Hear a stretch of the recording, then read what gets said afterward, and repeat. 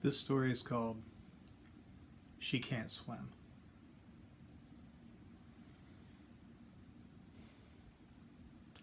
Here's the towel. Are you coming? I can't swim today. The boy stared questions at her. One towel slung over his skinny 9-year-old shoulder and the other towel dragging the kitchen floor as he offered it again to the girl at the table.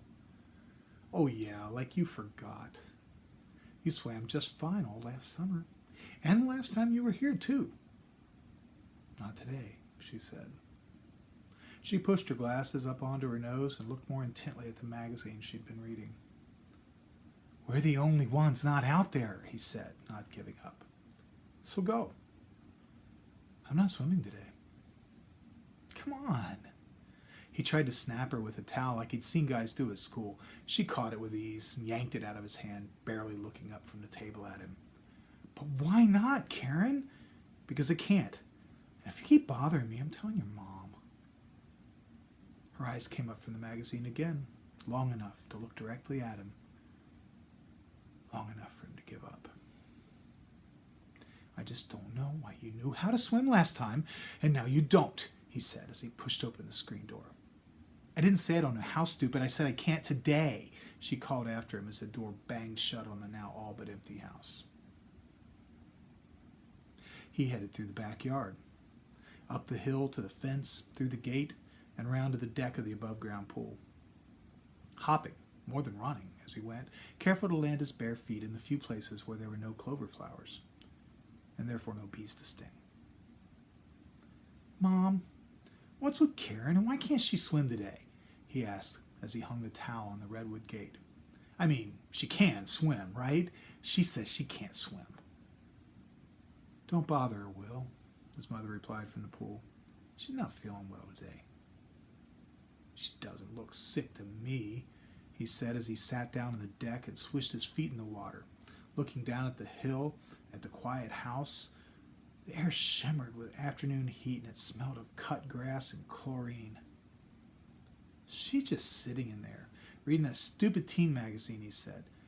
Has been all morning. Karen's mother was floating on a raft, half her pale body below the water, the other already pink with August burn. She gestured at Will with her iced tea tumbler. Oh, that's what girls her age do, Will. They read teen magazines. She spun slowly around to face Will's mom, who was walking, dog paddling the perimeter of the pool, skimming bugs with a small screen as she moved.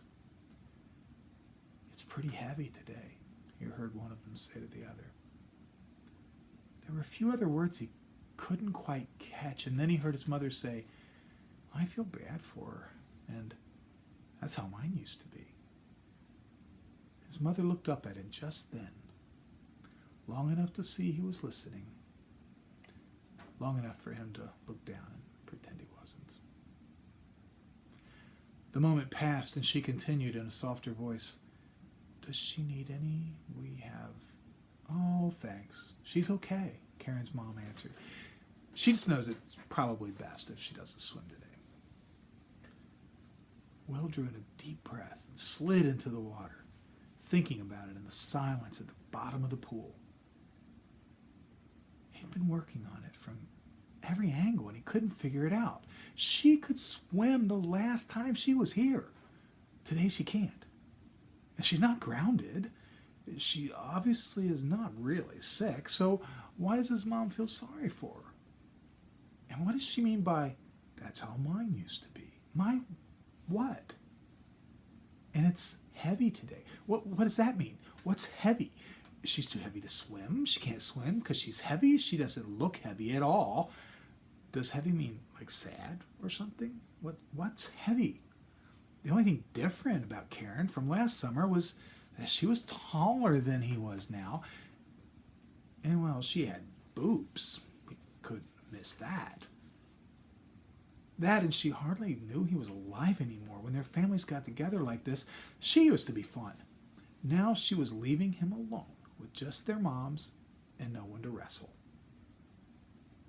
He pushed off the bottom, exhaling in a burst of bubbles, and hung over the edge of the pool, staring down at the windows of the house.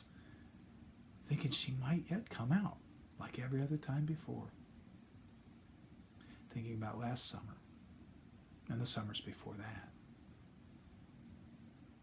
Can't swim. Can't swim? Won't swim, he thought to himself as the hot breeze dried his face. He climbed out of the pool without another word and ran back down the hill to dry off.